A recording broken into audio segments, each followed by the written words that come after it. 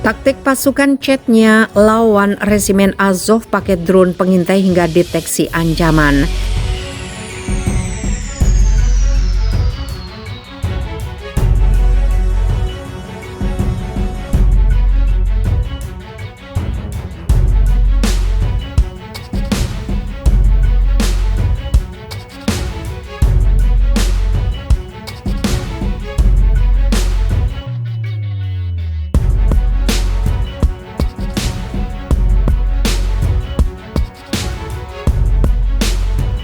Belasan ribu pasukan Muslim Chechnya ikut membantu Rusia dalam invasi ke Ukraina. Pasukan Chechnya disebut sebagai salah satu pasukan paramiliter tangguh. Di masa lalu mereka pernah bertempur habis-habisan melawan tentara Rusia.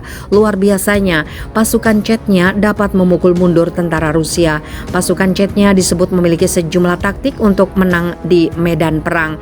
Ramzan Kadyrov merilis sebuah video di Telegram resminya pada Jumat 15 April 2022 dengan keterangan bahwa prajurit resimen polisi tujuan khusus dinamai pahlawan Rusia Ahmad Katsiv Kadyrov dipimpin oleh Zamit Chalaev terlibat dalam pertempuran posisi dengan sisa-sisa nasionalis Ukraina di Mariupol. Metode orang-orang kita sama sekali tidak rumit. Menurut taktik yang sudah terbukti, drone pengintai pertama-tama mengidentifikasi posisi menembak musuh. Setelah itu para pejuang melanjutkan ke fase menghilangkan ancaman yang terdeteksi. Pelaksanaan tugas yang diberikan selangkah demi selangkah seperti itu berkontribusi pada penghancuran musuh yang paling cepat dan memungkinkan meniadakan kerugian di antara personel. Berkat pendekatan tanpa kompromi terhadap kinerja misi tempur itu, jumlah orang yang mau melawan pasukan keamanan kami berkurang dengan cepat. Akibatnya ada penyerahan massal Ugro Nazis, tulis keterangan unggahan.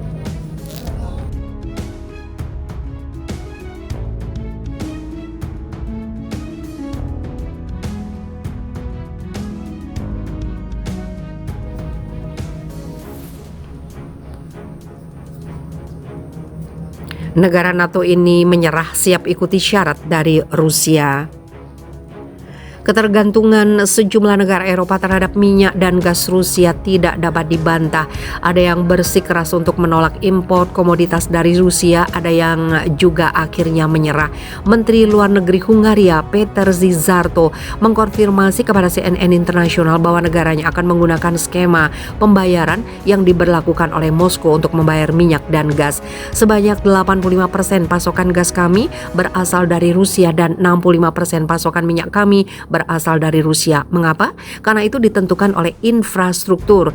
Szijjártó mengatakan tidak ada sumber atau rute alternatif yang memungkinkan mereka untuk berhenti mengimpor energi Rusia dalam beberapa tahun ke depan.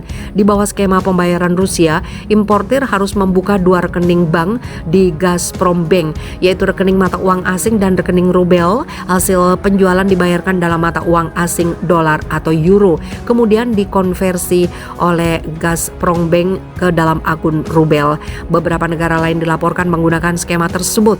Sebuah rilis dokumen Komisi Eropa pekan lalu juga menunjukkan bahwa mungkin saja para importir mengikuti ketentuan baru dari Rusia tanpa bertentangan dengan hukum Uni Eropa.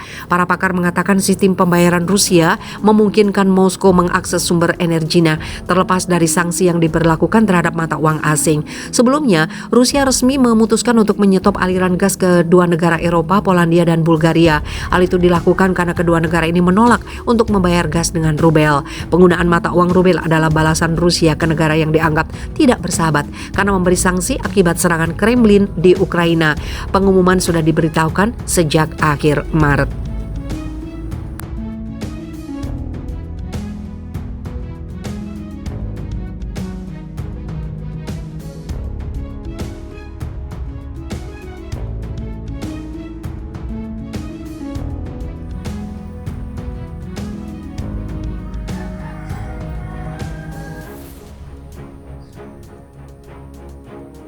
Rusia hancurkan wilayah Ukraina dengan 50 rudal dalam 30 menit.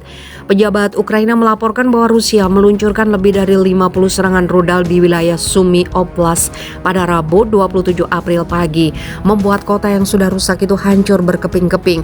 Sumy telah menjadi sasaran sejumlah serangan sejak konflik dengan Rusia meletus pada bulan Februari lalu, mendapatkan serangan terberatnya hingga saat ini pada Rabu kemarin. Menurut outlet berita Ukraina Pravda, Kepala Administrasi Militer Daerah Sumy, Dmytro Zevsky, mengatakan bahwa Rusia menembaki wilayah Sumy lebih dari 50 kali dalam waktu setengah jam.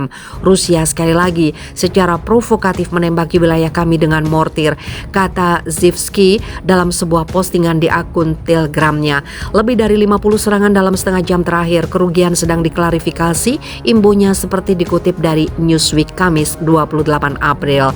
Karena serangan baru-baru ini, pejabat Ukraina melarang warga mendekati perbatasan dalam jarak 1 km atau sedikit lebih dari setengah mil. Pejabat juga melarang warga mendekati perbatasan pada malam hari. Juru bicara layanan penjagaan perbatasan negara Ukraina, Andriy Demtsenko, membuat pengumuman perbatasan pada hari Selasa ketika pasukan Rusia mendorong ke wilayah tersebut. Pembatasan rezim sementara tambahan diperkenalkan oleh Kepala Badan Penjaga Perbatasan Negara di wilayah Sumy dengan mempertimbangkan situasi di wilayah tersebut untuk memperkuat kontrol atas kepatuhan terhadap rezim perbatasan, ujar Demtsenko.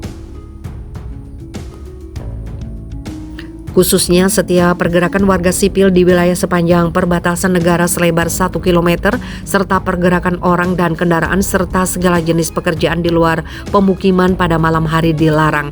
Sehari sebelum Demtsenko mengumumkan pembatasan, wilayah Sumy ditembaki 4 kali oleh pasukan Rusia. Administrasi militer daerah Sumy mencatat total 15 rudal hari ini. Saat serangan berlanjut, pejabat Ukraina mengatakan mereka akan terus menerapkan langkah keamanan bagi warga. Wali kota Iktirka di wilayah Sumy, Pavlo Guzmenko, mengatakan sekitar setengah dari warganya di kota telah meninggalkan wilayah itu karena serangan Rusia. Kami mendeportasi puluhan ribu orang, sekitar 50% dari populasi kota pergi, kata Guzmenko dalam sebuah pidato menurut Pravda.